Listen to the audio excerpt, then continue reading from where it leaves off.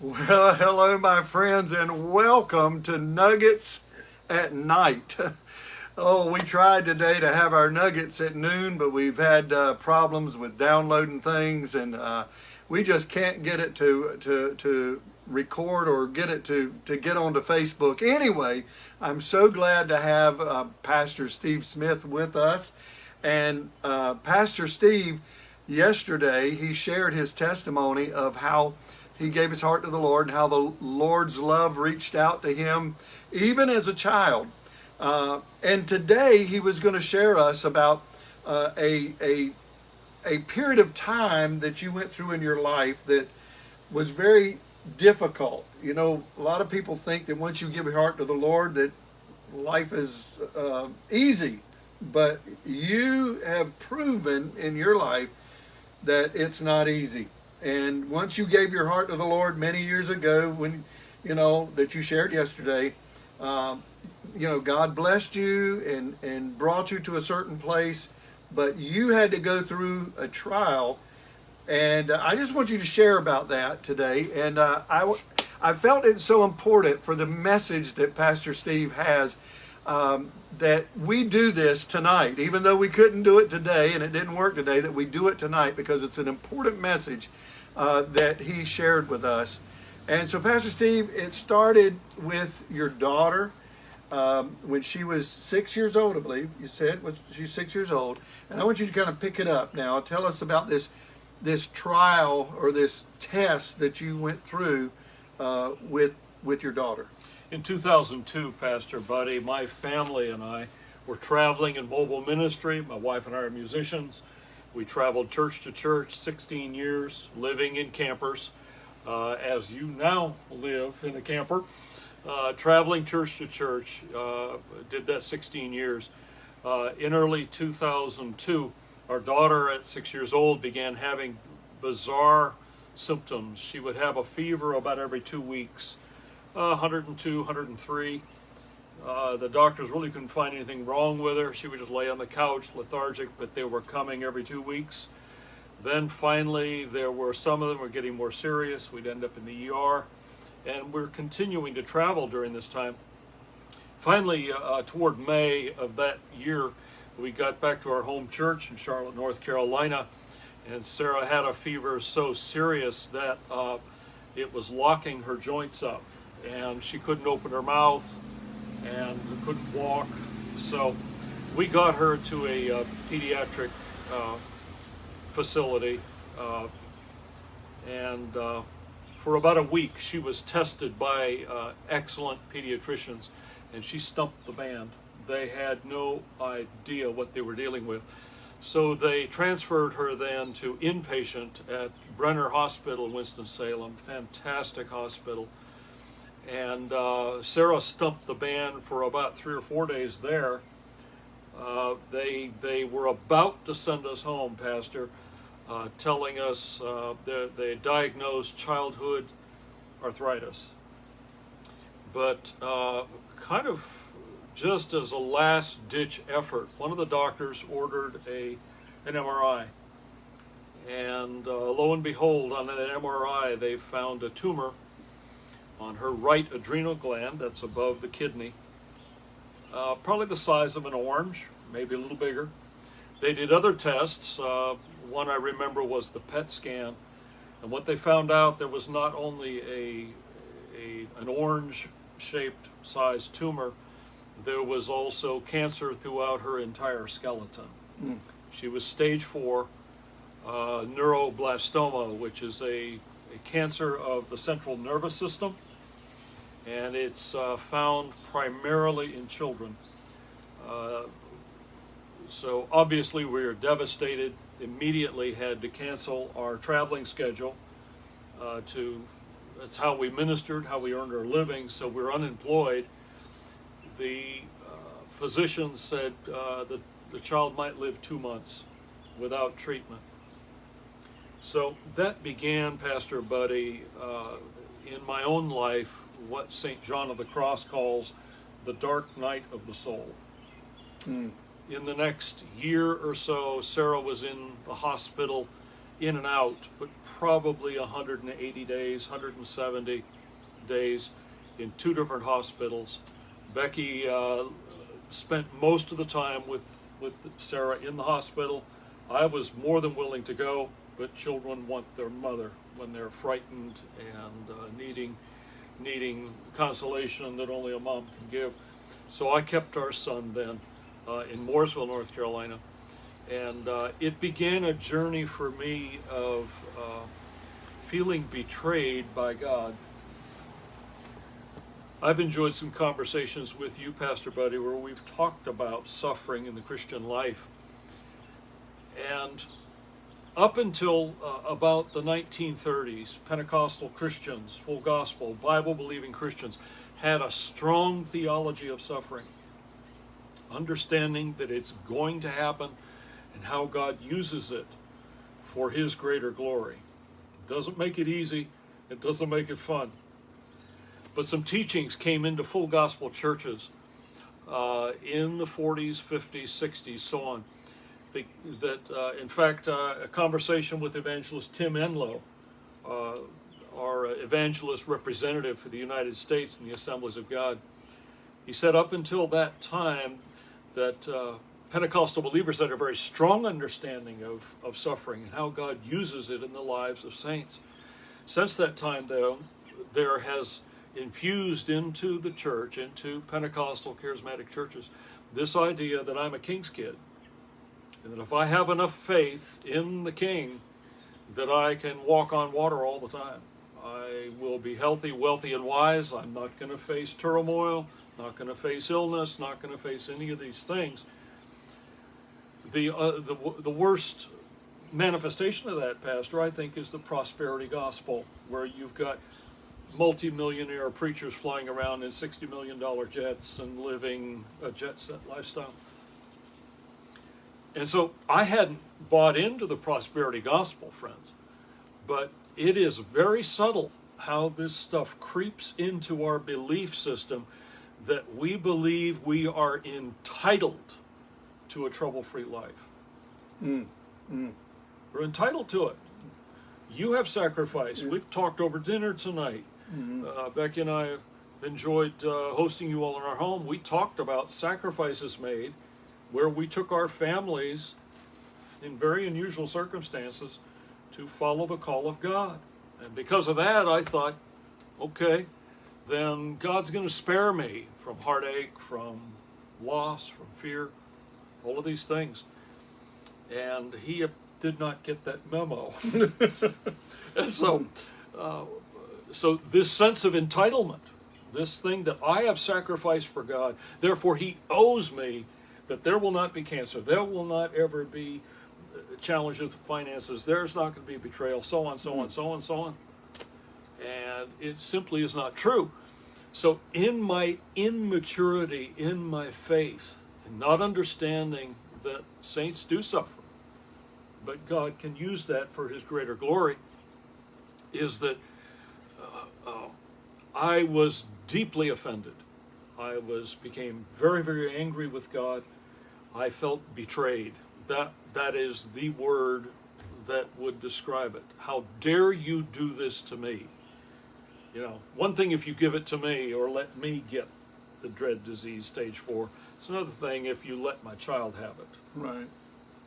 And so, because we men want to defend our family, our wife, our kids, we want to defend them. So you actually became angry at God. Oh my goodness. Yeah. Furious.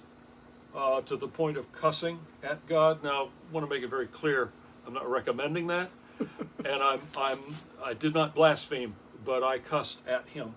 Here's my firm belief, Pastor, is that God would prefer us to be honest with our anger, as Jeremiah was when he's in the cistern and he says, "You deceived me," okay? God hadn't made a mistake. God warned him what was going to happen. Just as Job expresses anger and 24 times questions God throughout that book. I was questioning, I was angry, how dare you? I would go into the church late at night, our home church, and just yell at God. Venting that anger. Well, He knows how we feel anyway. I mean, so, yeah. Wow. And so you're just letting it out to him. Just Venting. letting it, Venting. Venting to him. But I dropped out of church. I stopped. And you're a preacher. I'm an ordained minister in the Assemblies of God. And so, and you were an evangelist, but because you were going through this time of your life, this questioning of your life, you dropped out of church. Yes, I did. I dropped out of church. I stopped my devotional life. I withdrew, and God, in His mercy, gave me a pastor to walk me through that. That was just handpicked to walk with me through that. My dear friend, Pastor Danny Stevenson, lost his father, a Christian man, to suicide. And so he kind of knew what you were going through. He has faced some very serious, dark questions and mysteries.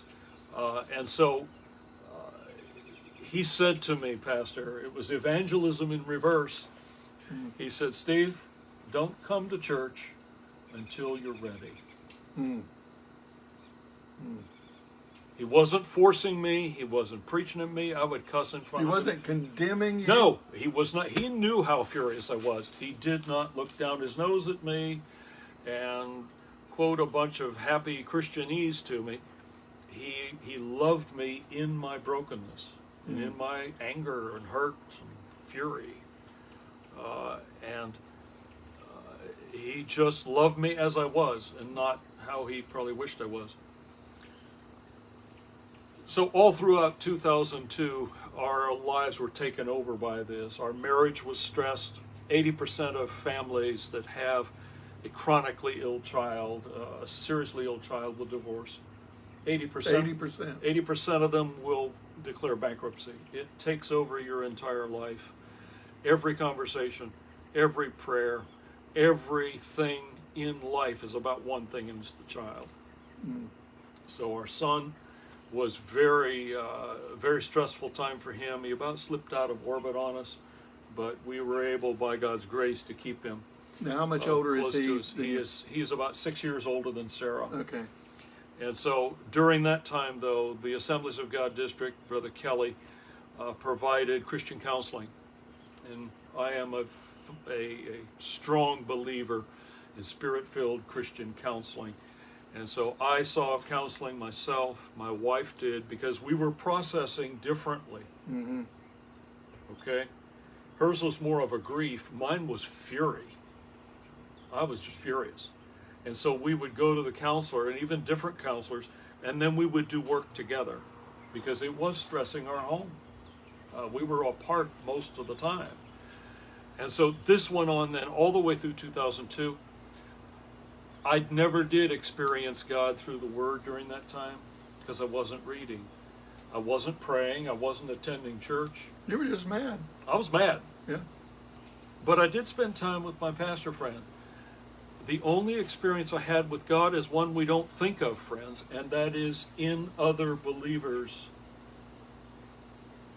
I caught little glimpses of Jesus. I remember one of the deacons in the church, or board members, he came up and said to me, because I didn't have faith for healing. It was gone for the moment.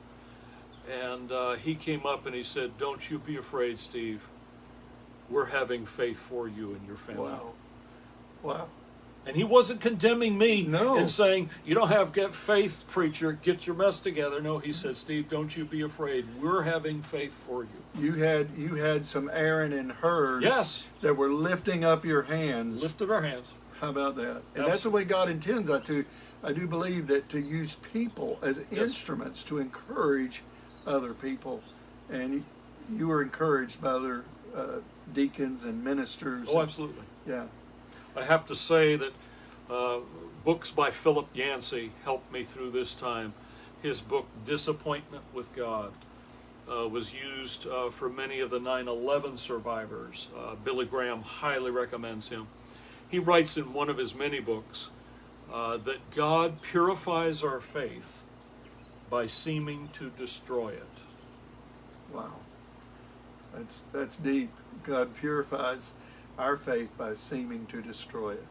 And that's where I was. I was in this furnace, and I couldn't change it. I couldn't get out of it. I couldn't avoid it. Mhm.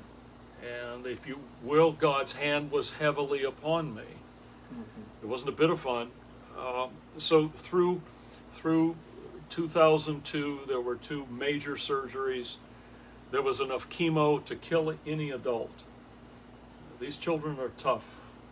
Fevers, Sarah had fevers of 106, if you can imagine, and pumped more chemicals into her that you and I would not have survived the treatment that she survived. So in December of 2002, some very wonderful people in Orlando, First Baptist Orlando, raised $10,000 and sent us, all expenses paid, to Disney World. Churches, Again, God was using people to encourage you. churches came out of the woodwork. A church in Pennsylvania, an Assembly of God church in eastern PA. The pastor, we had sung and preached in his church. He stood up before the congregation and said, "I feel led of the Lord to challenge any one of us who can to donate a week's salary to the Smiths." Mm. This is not a huge church, a church of 150 people. Mm. And that check showed up in our mailbox and my jaw hit the floor. And church, we've ministered in about 800 churches in these 16 years from all different kinds of denominations. We're sending all these incredible gifts, and yet I am fuming, ripping mad with God, and yet He is sending miracle after miracle after miracle to Right. pay Yeah. to keep the ministry going. You can't escape His love, can you? No, you can't. Now, Pastor, I did not preach for about 2 years, from May of '02 until sometime in '04. In fact, I might have visited Askewyl during that time. Came to play my guitar and talked about this a little bit. And it took me that long. So, in early 2003. Sarah was scheduled to have a stem cell bone marrow transplant. What that means is she was her own donor. They took all the blood out of her body, filtered it, and took out stem cells, and then froze them. Then they had us sign documents to give her lethal doses of chemotherapy. And it's in bold, all capital letters, lethal doses of I chemotherapy. bet that was hard for you in one sense because you knew it could kill her. It can kill her. The goal of a bone marrow transplant is to kill the bone marrow. The bone marrow is your blood factory. It's the factory for your immune system. So there was just a lot of decisions that you were having to make that were just so difficult in itself, because you probably felt like, you're doing things that are responsible for the life or death of your child. It's true. Our pastor, our doctor at the time, was a great Christian man, Dr. Timothy Driscoll of Duke University Hospital. He is a pediatric research oncologist. So he not only treats children for cancer, but he is doing active cutting-edge research about treating these awful cancers. There were 16 children in the bone marrow transplant suite, and we had room 2. There's no immune system. So during that time, they gave her boatloads of morphine. There were open sores around her lips, down her entire digestive system, all the way to her anus. Open like cold sores, because there was no immune system. And so it couldn't fight off it. So everything It's was... a 6-year-old. This is a 6-year-old, and she's halfway to the moon on morphine and hallucinating and speaking to things that weren't there and acting as we all would on that. Then we had to rent an apartment 3 months and have her and her mother stay in Durham, and they would either be at the hospital or at the apartment, nowhere else. Couldn't go anywhere. It's, to let her immune system begin to build up. Then sometime in April, the team, Dr. Driscoll and the team at Duke Hospital, such incredible physicians. And I know that Dr. Driscoll and his wife, Janine, pray over their patients. And they said, told us one day in meeting with Becky and I and Sarah that she's cancer free. We cried, and by this time, Pastor, I'm starting to thaw out a little bit, just a little bit. We had a party, a celebration. The church is excited. I went to church a little bit. Starting to thaw out. And about a month after that, Duke called and said, you know, we want to run one more test. We want to send you to Manhattan. We'll get you up there by Angel Flight. That's a corporate jet, and you kind of hitch a ride with a corporate jet. So we flew up with Wachovia Bank, a couple of their bankers, and we had shrimp cocktails as we flew, and it was very swanky, and had a limousine pick us up, take us into Manhattan. Stayed at Ronald McDonald House.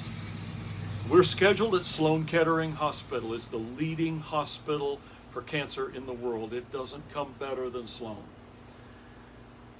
And so we were to go in there for a bone marrow aspiration. That means they take a core sample of bone marrow from Sarah's pelvis. They put her into a light sleep and remove it.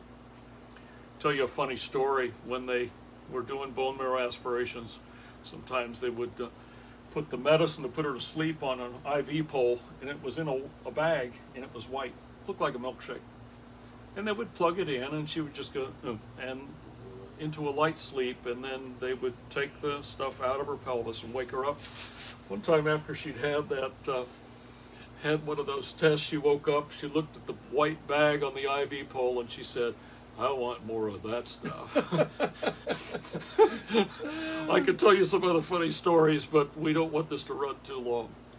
So they get the bone marrow aspiration. They do some other tests. We see a Broadway show. She wanted to see Beauty and the Beast, so we took Sarah to see Beauty and the Beast. Flew us back to North Carolina in the Wachovia jet. A week or so later, the doctor calls. The top dog calls us. Get on my cell phone, Mr. Smith. I want to give you a report of the bone marrow aspiration and the scans we did. Our team here firmly believes that Duke Hospital is mistaken, that this cancer has never left. It's in retreat, but it's never left. That just blew all that positive feeling that you were having, the upward swing, it just pulled the rug out from under you again. The perfect analogy, it was like getting hit again with a 2x4 in the dark. You get slapped upside the head with a 2x4 in the dark for the second time. And we were devastated. I remember as I went inside and we broke the news to the family, and we were shattered, that I went into the office, Pastor Danny Stevenson's office. He was studying for a sermon. You and I know what that's like. I walked in and I closed the door, and I fell into his arms, friends, and sobbed. I might have sobbed 10 minutes, I don't know. But I so appreciate I told him what was happening, and then fell into his arms and sobbed, and he held me with a bear hug that basically says, I'm not letting go until you're done. And there was such a powerful moment of human touch. It was the arms of Jesus through Danny Stevenson. And when we finished, he finished embracing me, and I was done crying. Pastor, there was no more fight left in me. I was Jacob at Jabbok in Genesis 22, fighting the angel, and got my hip put out of joint. There's no more fight left. I was Job's saying why for 37 chapters through the incredible story of Job, and there was no more fight in me. It was like, okay, I give. I was broken, just completely broken. So I walked out of Pastor Danny's office and down the short hallway into the double doors of the sanctuary.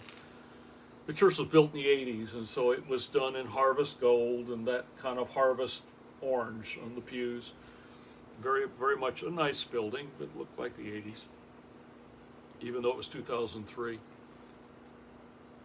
And I lifted my hands And I prayed the most difficult prayer I've ever prayed, and some of you listening probably have an idea of where I'm going. It comes to a point where it is an unconditional surrender. That I lifted my hands, prayed the hardest prayer I've ever prayed. I said, Father, you gave this child to Becky and me 6 years ago. If you take her, I will still love you. Like Job saying, though God slay me, I'll still serve you. I will still serve him, just like Abraham carrying his son up to the Mount Moriah, knowing full well what he had to do. And that, I believe that is where God was trying to take you all along. And it's where God is trying to take all of us. And that is, I mean, whatever happens, we're going to serve him anyway. And it's not always an easy road. No, sir. And sometimes we have to sacrifice things that are really dear to us. Yes, we do. And, I was sharing tonight with you about my own son and how I had on that train in between Moscow and Lithuania where nobody knew where we were at. And if God didn't heal him, he was gone. But I told God, I said, God, if you take my son, I'm still going to serve you. And that's exactly what you did. And I believe that is where God wants us all to be. And that's faith. It is faith. That's faith. Faith is, and I heard this, it's not original, but faith is serving God and loving God and trusting God no matter what happens. Indeed. It's not a name it, claim it thing. No, it's not. No, it's not. Pastor Buddy, I also told him with tears running down my face, something similar I think you prayed when your son was so ill. Father, if you take her, I will still preach. Mm-hmm. Now, Pastor Buddy, I cannot prove to you that that's the reason Sarah is still here. Mm-hmm. Of those 16 rooms where children were transplanted back in 2002, there were 16 children. It was $500,000 for one procedure. $500,000. And there are people from Europe, there are people from South America, all over the place with desperately ill children. Only 2 of them are still living. But 2 of them. Sarah is one of them. And by Sarah the way, is one of them. And by the way, 2 weeks ago, Yes. Sarah got married. And guess who came to the wedding? Dr. Timothy Driscoll, who treated Sarah back in 2003 with her bone marrow transplant, said to her back then, he's a man of prayer, he's a man of deep commitment to Christ. He said, I'm coming to your wedding. And he came to Sarah's wedding. When he attended the banquet, everybody wanted to meet him. And so he stood up and he got a standing ovation, really, and it was so moving. Wow. Toward the end, Pastor, of the wedding banquet for Sarah and her fine husband, Gage, there was a little game that was played. They had all the married couples get out and dance. Those who've been married less than 10 years, please sit down. Then next, less than 15, 20, 25. The last couple dancing was Pastor Danny and Carolyn Stevenson. Carolyn would go to the hospital rooms and read children's stories to Sarah. And remember, you weren't at the banquet, but she even kidded Sarah. Sarah, I hate to tell you, but I'm sick and tired of Junie B. Jones stories. And Sarah said, I'm sick of them too. But that couple, so we had come full circle with the pastor that walked us through that, and then with Dr. Timothy Driscoll. I'm convinced, friends, that listen, the trials that God allows us to go through can become the key to God, how God anoints us. That deep, bitter pool of sorrow, of trial can be made sweet by God's grace and by His cross. It was the worst and best thing to ever happen to us.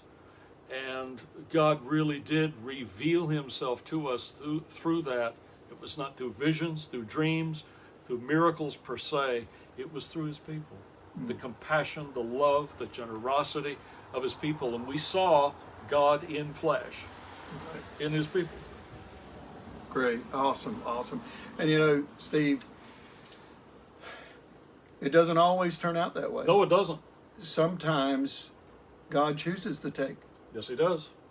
the what's dearest to us. Yes, he does. But there again, we trust him. Yes, we do. We trust him. We must. We don't understand. You know, James Dobson wrote a book, When God Doesn't Make Sense. You have it in your office. It's in my library. Yes, when God doesn't make sense. And there's a lot of times, even in some of the smaller things, it doesn't make sense. No. But we still trust the Lord. That's we it. still trust him. And I want to thank you for sharing that, you know, sharing your heart and sharing, because, you know, here you are, a preacher, and the emotions that you went through with, and we're human.